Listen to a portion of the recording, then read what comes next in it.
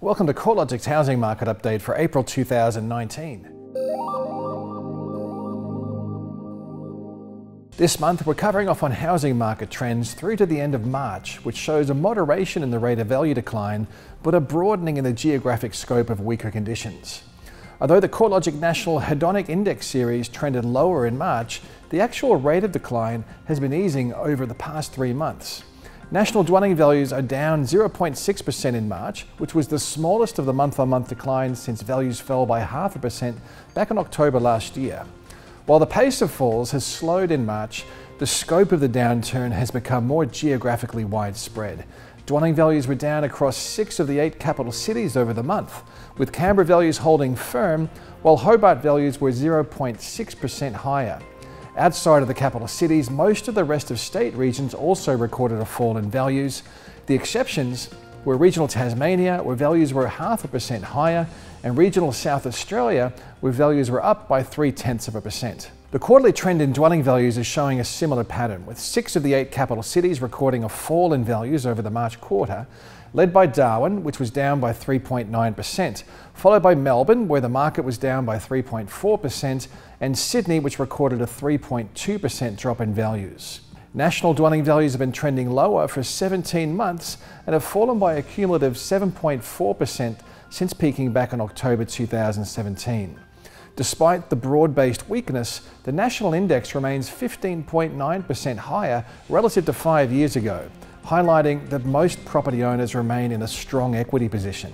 Markets where values peaked much earlier have shown a much more substantial downturn.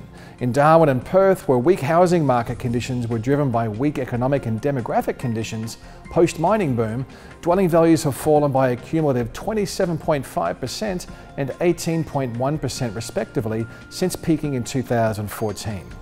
The silver lining here is that housing is now very affordable, and first home buyers are proportionally much more active relative to other areas of the country. On the other hand, dwelling values remained at record highs across Hobart and regional Tasmania, and only marginally lower across Canberra, Adelaide and Brisbane, as well as regional Victoria. Although housing market conditions remain relatively healthy in these regions, conditions have noticeably softened over the past 12 months, with values either slipping or the pace of growth slowing materially.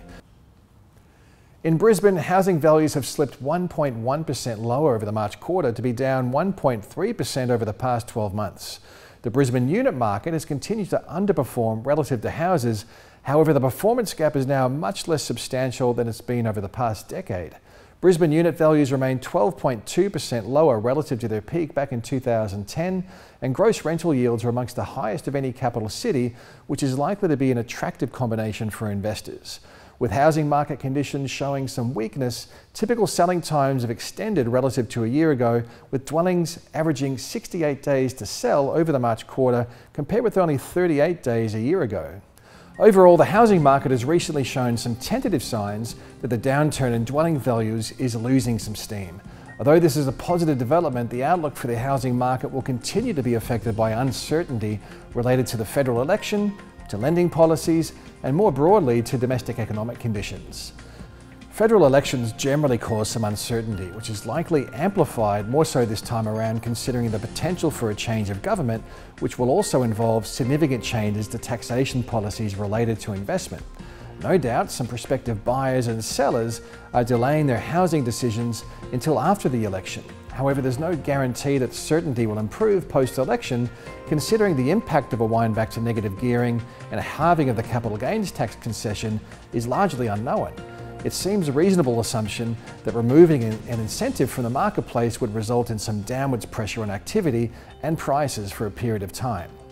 If elected, the opposition have flagged that changes to the capital gains tax discount and negative gearing would take effect from January 2020. Another key factor in relation to the housing market will be credit availability. CoreLogic data tracking the number of housing valuation events, which provides a timely proxy for mortgage activity, has remained around 14% below activity from a year ago. A similar trend is confirmed within the less timely ABS housing finance data, which continued to show a reduction in both investor and owner-occupier lending through to the end of January. While this trend in weaker housing finance commitments is very much entrenched for investment lending, the sharp downturn in owner-occupier lending is more concerning. The value of owner-occupier lending is about 2.6 times higher than the value of investment lending. So the substantial drop in owner-occupier mortgage commitments perhaps explains why the housing downturn is becoming more widespread. The value of owner-occupier housing finance commitments, excluding refinance loans, was down 17.1% compared with January last year, and investment credit was 24.6% lower. While there are headwinds for the housing market, other factors are likely to help to offset weakness, such as the high likelihood that the cash rate will be cut later this year, which may result in lower mortgage rates. While any cuts to the cash rate may not be passed on in full, a lower cost of debt will provide some positive stimulus for the housing market.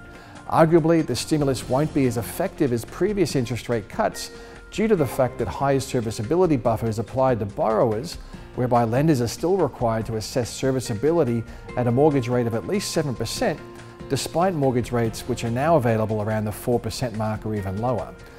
While falling home values are a negative for homeowners, improved housing affordability is the silver lining to this downturn. As dwelling prices trend lower or level out, household incomes are edging higher and mortgage rates remain around the lowest level since the 1960s. First home buyers are clearly taking advantage of the improved levels of affordability and less competition in the market. With the federal budget handed down this month, the federal election to be held next month, and the likelihood of lower interest rates later this year, there's a lot happening that could affect the housing dynamic. If you'd like to stay up to date on all the news and the latest housing market research, make sure you check out our website at www.corelogic.com.au.